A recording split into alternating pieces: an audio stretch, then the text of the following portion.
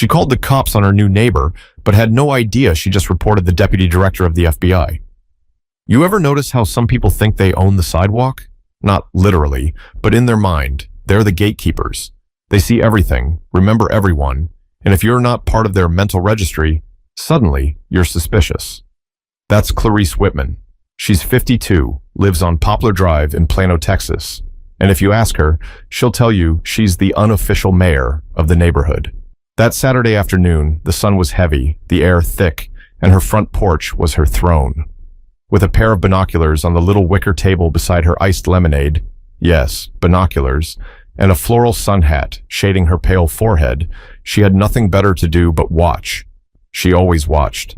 That's when she saw her.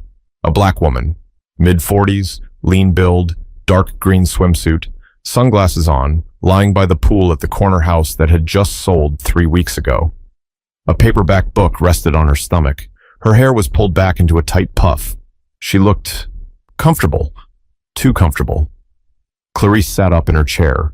She hadn't seen a moving truck, no welcome party, no introductions, no attempt to greet the neighbors. And now this woman had the audacity to sunbathe, like she owned the place. Clarice grabbed her phone and squinted at the figure again. Something felt off. She tapped the non-emergency line in her contacts, hesitated for a half second, then shook her head and pressed call. Collin County Police Dispatch, what's your emergency? Clarice's voice turned syrupy, the kind reserved for customer service calls and concerned citizen complaints. Hi, yes, I'm calling from Poplar Drive. I think someone might be trespassing. There's a woman at the old Henderson place, backyard near the pool. I don't think she lives there. Can you describe her? She's black, mid-40s, I guess, wearing a swimsuit, just laying there like it's her house. I don't recognize her at all. The dispatcher was silent for a second. Any signs of forced entry? No, but you never know. She could have jumped the fence, or maybe someone left the back gate unlocked. Clarice lowered her phone and stared again. The woman took a sip of her drink and flipped a page in her book, calm as a breeze. She wasn't hiding, wasn't sneaking around. That made Clarice even more suspicious. She just looks out of place, Clarice added. The dispatcher asked for her name. Clarice gave it without hesitation. 2 officers were dispatched. ETA, 8 minutes. Clarice set her phone down and folded her arms. She stared hard at the woman, waiting for something, anything, to validate the feeling in her gut. But nothing happened. The woman just laid there, enjoying her afternoon like she belonged. But Clarice had already decided she didn't. But Clarice wasn't the only one watching that day, and she was about to find out the hard way that not everyone lets assumptions slide without consequence. Clarice had lived on Poplar Drive for 19 years, long enough to see families come and go, lawns grow patchy and then lush again, kids sprout into teenagers and drive away in dented used cars. In her mind, she was the keeper of standards. If trash bins weren't rolled in by dusk, if grass reached over 2 inches, if Halloween decorations stayed up past November 5th, Clarice noticed, and she remembered. The corner house used to belong to the Hendersons. Sweet couple, retired, traded Texas for Arizona when arthritis made winters here feel like punishment. Clarice had baked them a bundt cake when they moved in. She never got the pan back, but she remembered the for sale sign coming down. The blind stayed shut for a week or 2, then slowly, signs of life. A car in the driveway. Porch light left on. Once or twice, Clarice caught sight of a woman, maybe that same woman, walking in or out, always alone, always quickly. No introductions, no block-wide email, just movement in the shadows. That rubbed Clarice the wrong way. Around here, neighbors said hello. You made yourself known. There was a rhythm, a way things were done. Clarice wasn't alone in her feelings either. At least once a week, she spoke to Carol Ferguson down the block. Carol had thoughts too. She keeps to herself, Carol whispered one afternoon on the phone, and you know what that usually means. Clarice did know, or at least she thought she did. So when she made that call, it wasn't just about the woman at the pool. It was about what that woman represented, a change in tempo, a disruption to the unspoken rules. Still, something buzzed in the back of her mind. What if she was wrong? She brushed it off and stood from her porch chair, stepping behind the tall hedges at the edge of her yard. From there, she could get a better view of the Hendersons' backyard, now the mystery woman's backyard. The sun reflected off the water, the faint sound of jazz hummed through outdoor speakers, and the woman's head gently nodded to the beat. Clarice squinted. That patio furniture looked expensive. That grill was stainless steel, top of the line, and the landscaping, impeccable. There were no weeds, no overgrown bushes, no sign that the property had been neglected for even a day. She's either a professional cleaner, Clarice muttered under her breath, or the sentence never finished. 8 minutes after her call, a black and white squad car cruised slowly down Poplar Drive. Another followed. Clarice straightened her blouse and stepped forward like she had just happened to be outside watering her flowers. The first officer, tall, tan-skinned, square jaw, stepped out and looked around. "Are you the caller, ma'am?" Clarice smiled, trying to sound casual. "Yes. That's her, right there, in the backyard." The officer peered through the slats in the wooden fence. His partner moved to the side gate, which was unlocked. They slipped inside, careful but not exactly quiet. Clarice stayed behind, her heart suddenly beating faster. Maybe she'd finally proven her point. But on the other side of that fence, someone was already standing up, and she wasn't the one who was about to be caught off guard. Danielle Monroe heard the gate creak before she saw them. 2 shadows stretched across the concrete beside the pool, growing longer with each step. She lifted her sunglasses slightly, just enough to make eye contact. Her hand rested on the arm of her lounger, fingers curled around the cold glass of iced tea. Calm, steady, she didn't flinch. "Ma'am," one of the officers called out, "we're responding to a report of trespassing. Can we speak with you for a moment?" Danielle slowly sat up. Her book slipped off her lap and onto the chair beside her. She took a breath, placed her drink on the patio table, and stood. Her movements were deliberate, measured, like someone who had rehearsed this exact scene before. "I live here," she said, voice firm but polite. "This is my house." The taller officer, badge reading R. Ortega, shifted his weight. "We got a call from a neighbor who wasn't sure. Do you have ID, ma'am?" Danielle tilted her head just slightly. "Sure, I do." She walked over to the small patio cabinet, opened it, and pulled out a leather tote. No rush, no panic. As she unzipped the inside pocket, she looked directly at Officer Ortega. "Out of curiosity," she asked, "do you usually ask people sunbathing by their pool to show ID, or only when someone looks like me?" The other officer, Officer Perry, young, maybe 30, pale and clearly uncomfortable, glanced at his partner. "It's just standard protocol, ma'am. Nothing personal," he offered. Danielle gave a tight smile. "It's always nothing personal until it is." She pulled out a wallet, opened it, flipped it directly to her badge. It gleamed in the sun. "Federal Bureau of Investigation." Deputy Director Ortega blinked, took half a step back. Danielle didn't move. She watched them. Not angry, not smug, just tired. "I bought this house 3 weeks ago," she said. "Moved in last Friday. I've been too busy to meet the neighbors because I've been in Washington preparing testimony for a Senate Intelligence Committee. But today, I decided to take the afternoon off. Thought I'd enjoy my own backyard. You'll understand if I didn't expect company." Perry cleared his throat. "We didn't know, ma'am. Sorry, someone called it in." Danielle turned and walked back to her lounger. She sat down and reached for her book again. "Let me guess. White woman, short brown hair, binoculars on the porch?" Ortega didn't answer, but his eyes gave it away. Danielle nodded to herself. "Figures." There was a pause. Neither officer knew what to say. The silence stretched until Danielle spoke again. "Tell her she can stop watching me now, and maybe go clean her own backyard before worrying about mine." Officer Ortega muttered another apology, nodded, and the two turned to leave. The gate clicked shut behind them. Back on the porch, Clarice stood with arms crossed, trying to read the officers' faces. They didn't stop to talk, didn't say a word, just walked back to their cruisers and drove off. Clarice's stomach dropped. That woman wasn't a trespasser. She was the owner. And not just that, someone important. But this wasn't just a moment of embarrassment for Clarice. It was the start of a storm she couldn't control, and the neighborhood was about to feel it too. Clarice stood frozen on her porch, still holding her glass of lemonade like it could anchor her to the moment. Her face felt hot, not from the sun, but from something else. Shame, maybe, or fear, she wasn't sure which. The officers didn't even glance her way as they pulled off. No explanation, no handshake, Just a tight turn of the wheel and a quick roll down Poplar Drive like they were eager to escape the awkwardness that had just happened. Clarice looked back toward the yard. The woman, Danielle, was still there, sitting comfortably now, book in hand again. It was as if nothing had happened, as if Clarice hadn't tried to throw her afternoon into chaos with one phone call. Clarice stepped inside her house and shut the door. The air conditioning felt too cold against her skin. She walked to the kitchen and set the glass down on the counter, then stood there for a long moment, not moving. Deputy Director of the FBI. That sentence rolled around in her head like a stone in a dryer. She walked to the living room, picked up her tablet, and did a quick search. Danielle R. Monroe, FBI. The articles loaded instantly.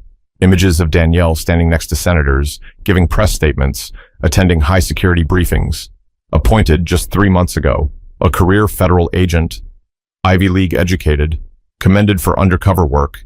Lived briefly in D.C., Baltimore, Phoenix. Clarice stared at the screen, her face slowly draining of color. She wasn't just wrong. She was loud and wrong. And the whole thing, it was avoidable. Her phone buzzed.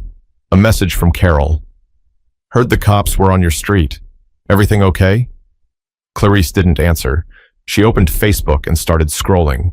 It was only a matter of time before someone posted about it. Someone always did.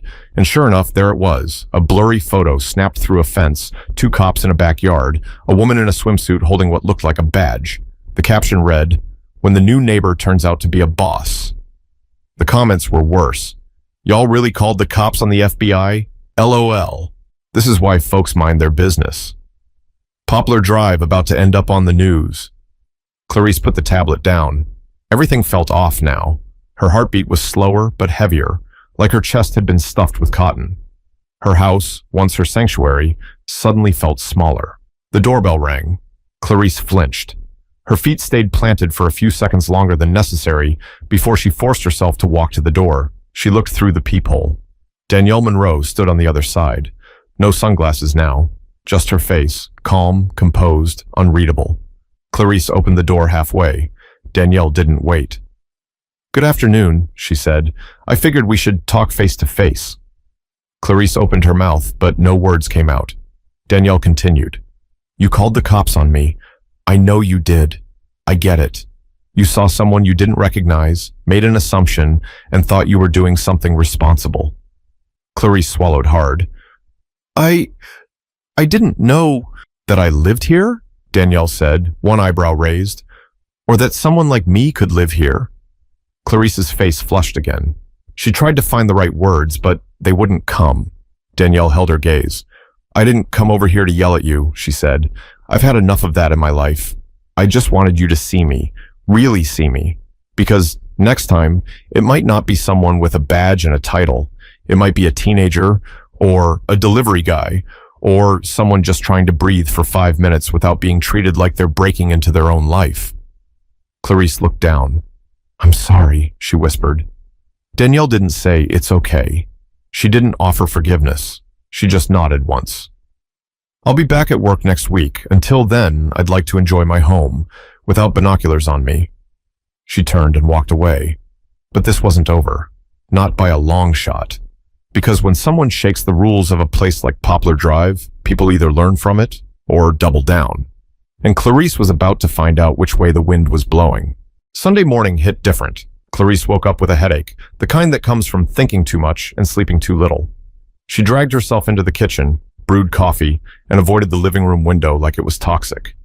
She didn't want to look across the street. She didn't want to see Danielle's backyard. She didn't want to see her own reflection in the glass. By 9 a.m., her phone had already buzzed 4 times. A group chat with Carol and 2 other neighbors was pinging nonstop. Carol, "So it's true? She's FBI?" Janice, "I saw her at the corner market once, real quiet, kept her head down." Eleanor, "Why'd you call the cops though? Clarice?" Clarice didn't respond. What was she supposed to say? That she panicked? That she thought she was doing her duty? That she mistook peace and quiet for something criminal? Outside, a few neighbors walked by. Usually they'd wave, smile. Today, they barely looked at her house. Later that afternoon, she walked to her mailbox. The sun was blazing, but her skin felt colder than ever. As she reached for the envelope bundle, she heard a voice from across the street. "Afternoon." It was Mr. Singh, 3 doors down. Owned the blue pickup with the faded bumper sticker. Retired math teacher, usually friendly. Clarice turned, ready to return the greeting, but something in his tone stopped her. He didn't smile. He didn't wave. "Lot of people talking," he said flatly. "I told my daughter to Google your name. Said if someone was going to call the cops over sunbathing, she ought to know what kind of place she's visiting." Clarice opened her mouth, but Mr. Singh had already turned away. Inside, she sat at her dining room table and stared out the front window. Her block, the one she'd always tried to keep in order, was now moving without her, like she wasn't part of it anymore. The doorbell rang again. Clarice froze, but it wasn't Danielle this time. It was Officer Ortega. She opened the door slowly. "Afternoon, Ms. Whitman," he said. "Just wanted to follow up about yesterday's call and clarify something." Clarice blinked. "Okay. You should know. Every time someone files a report like that, especially when there's no threat, no crime, and it turns out to be nothing, it's recorded and flagged." She stiffened. "Flagged?" He nodded. "Yes, ma'am. Because if it becomes a pattern, the person making those calls might be investigated for harassment or discrimination, depending on context." Clarice didn't speak. He continued. "We take our time seriously, and the communities too." She nodded once, embarrassed, humiliated. Ortega gave her a look, not cruel, not harsh, just steady. "I'm not here to scold, but I think it's time you think real hard about what made you call, and who you thought you were protecting this neighborhood from." Then he tipped his head and walked off. Clarice shut the door quietly behind him. She sat back down, heart pounding, face hot. The line between watching out and watching over had blurred. She'd convinced herself she was the guardian of Poplar Drive. But now people were guarding themselves. From her. But sometimes the most painful part isn't public shame. It's facing the truth in private. And Clarice was about to sit with hers, whether she liked it or not. Clarice didn't leave the house for the rest of the day. She didn't pull weeds like she usually did. Didn't fold her chair out on the porch. The binoculars were still there, collecting dust. By Monday morning, the whole street seemed quieter. Not in the comforting way she was used to, but in that people watching you now kind of quiet. The kind where doors closed a little faster when she walked by, where conversations paused when she approached. That evening, just before dusk, Danielle stood at her mailbox. Same calm posture, same silent confidence. But this time, she wasn't alone. A few neighbors had gathered. Mr. Singh, the Lopez kids riding scooters, even Carol, pretending to fix her roses while peeking over the fence. Danielle waved politely, exchanged small talk with Mr. Singh, and laughed at something his daughter said. Clarice watched from behind her curtain, her stomach tight. Danielle saw her. They locked eyes, only for a moment. But it was enough. Later that week, an email went out to the entire block. Danielle had offered to host a neighborhood meet and greet that Saturday afternoon. Snacks, music, conversation. The message read, "Let's get to know each other beyond the window pane." Clarice didn't RSVP, but when Saturday came, she stood by her front door, dressed and ready, just in case. And after nearly 20 minutes of pacing and guilt, she finally stepped outside. She walked across the street carrying a plate of lemon bars wrapped in foil. Her hands trembled, and every step felt like walking into a courtroom. Danielle saw her coming. This time she smiled, a real one. It wasn't warm, exactly, but it wasn't cold either. It was something in the middle. Real. Clarice offered the plate. "They're homemade." Danielle took them without breaking eye contact. "Thank you." There was a pause. Then Clarice, her voice barely above a whisper, said, "I had a lot of excuses. None of them were good." Danielle nodded slowly. Acknowledging it is a start. Clarice looked down, then back up. "You didn't have to invite me." "I didn't," Danielle said, "but I figured you needed it more than anyone." That line hit hard, but it didn't sting. It landed exactly where it should. Clarice stood beside her for the next hour, listening to conversations she'd never thought she'd be part of. She learned Danielle had nieces in Dallas, that she loved spicy food, that she once worked undercover at a pharmaceutical company for 9 months straight. And for the first time in a long time, Clarice felt like she was learning instead of judging. Because here's the truth. It's easy to build fences in your head. Easy to think you're the center of a place just because you've been there the longest. But the world doesn't spin around your comfort. And neighborhoods aren't safer when you call the cops on what you don't understand. They're safer when you listen, when you check yourself before checking others. Danielle didn't have to extend that olive branch, but she did. And Clarice didn't have to take it, but she did. Because growth isn't about getting it perfect the first time. It's about choosing to do better next time. So if you've ever made a snap judgment about someone who didn't look like they belonged, ask yourself, belong to what exactly? And who gave you the right to decide? That's today's story. If it made you pause, reflect, or just see things from a new angle, share it. Talk about it. Because change doesn't happen in silence. It starts with conversations like these.